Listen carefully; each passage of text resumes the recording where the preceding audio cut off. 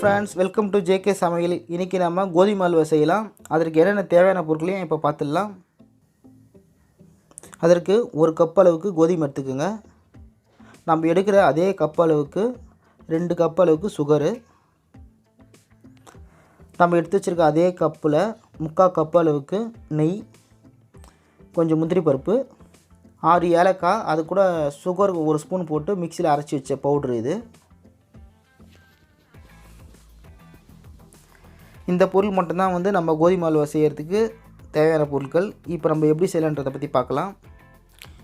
இப்போ என்ன பண்ணுங்கள், ஒரு பாத்திரம் எடுத்துக்கோங்க. அந்த பாத்திரத்தில் நம்ம எடுத்து வச்சுருக்க 1 கப்பு கோதுமை மாவை சேர்த்துருங்க.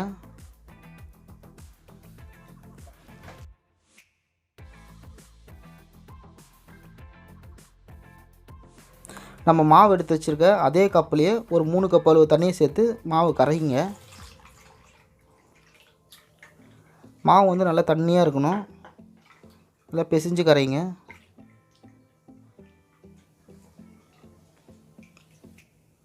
கோதுமை மாவில் 3 கப் அளவு தண்ணியை சேர்த்து நல்லா தண்ணியாக கரைச்சிட்டோம். இப்போ அந்த தண்ணி என்ன பண்ணுங்கன்னா ஃபில்டரில் வடிகட்டி எடுத்துடலாம். இப்போ என்ன பண்ணலாம், ஒரு பேனில் 1 ஸ்பூன் நெய் சேர்த்துருங்க. நெய் சேர்த்துட்டு நம்ம எடுத்து வச்சுருக்க முந்திரி பருப்பெல்லாம் போட்டு லைட்டாக வறுத்து எடுத்துக்கலாம்.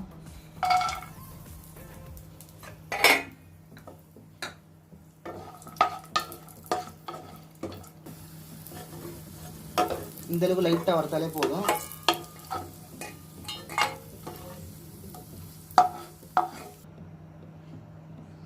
அடுத்து அதே பாத்திரத்திலேயே நம்ம கரைச்சி வச்சிருக்க கோதுமை மாவு தண்ணியை இன்னொரு முறை ஃபில்டர் பண்ணிக்கோங்க.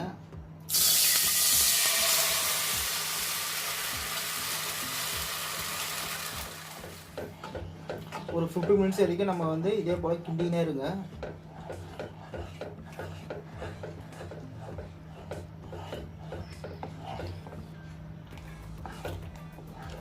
அதில் நம்ம எடுத்து வச்சுருக்க 2 கப்பு சுகரில் 1 கப் சுகரை சேர்த்துருங்க.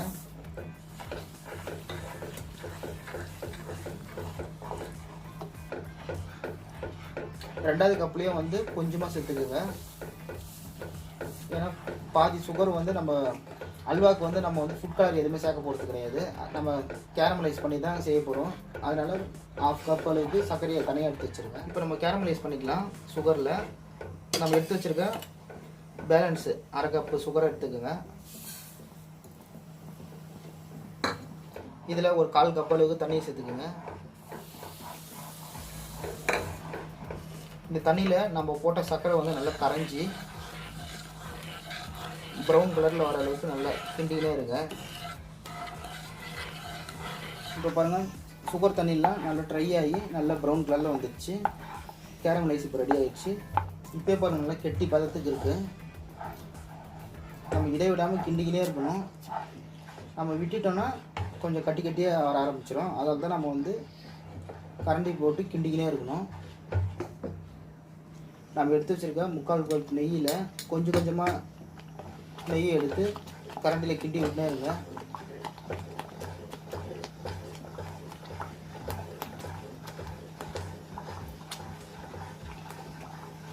இப்போ நம்ம பவுட்ரு பண்ணி வச்சுருக்க ஏலக்காய் பொடியை சேர்த்துடலாம்.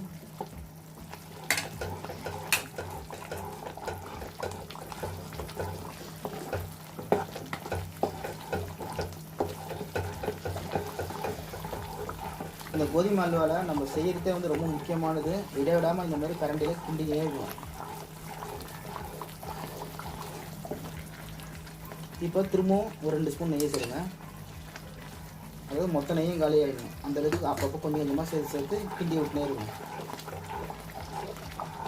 நம்ம போகிற நெய் வந்து அப்படியே ட்ரை ஆகினே வரும்.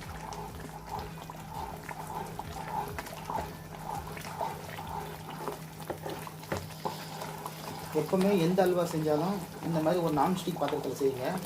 அப்போ தான் வந்து ஒட்டாமல் வரும். அதே சமயத்தில் அடியும் பிடிக்காது.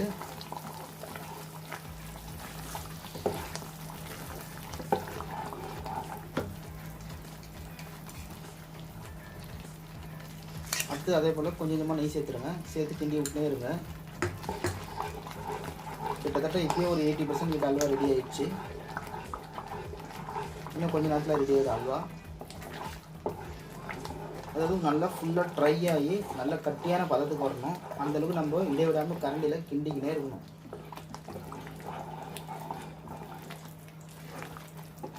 இப்போ ஒரு 15 நிமிஷம் ஆயிடுச்சு, கூடுதலாக ஒரு 5 மினிட்ஸ் ஆகுது.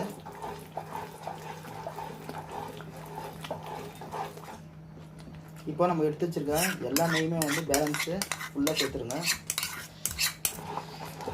இப்போ கடைசியாக நம்ம என்ன பண்ணால் நம்ம நெய்யில் வறுத்து வச்ச முந்திரி பருப்பையும் இப்போ சேர்த்துடலாம்.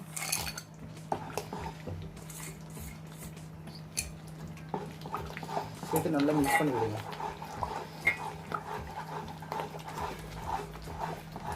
இப்போ அல்வா கிட்டத்தட்ட ரெடி ஆயிடுச்சு. இப்போ பாருங்கள், நம்ம கரண்டியில் கிண்டும் போது பாத்திரத்தில் எதுவுமே ஒட்டாமல் வருது பாருங்கள். இந்த மாதிரி ஒட்டாமல் வரணும், நல்லா திக்காக கட்டியாக.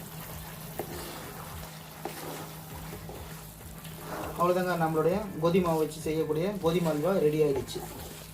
இந்த அல்வா செய்கிறதுக்கு டோட்டலாக நம்ம எடுத்துக்கின டைம் பார்த்திங்கன்னா ஒரு 1/2 hour ஆச்சு. இப்போ பாருங்கள், அல்வா வந்து பாத்திரத்தில் கொஞ்சம் கூட ஒட்டாத அளவுக்கு எந்த அளவுக்கு வருது பாருங்கள். இப்போ ஃபுல் 100% அல்வா ரெடி ஆகிடுச்சு.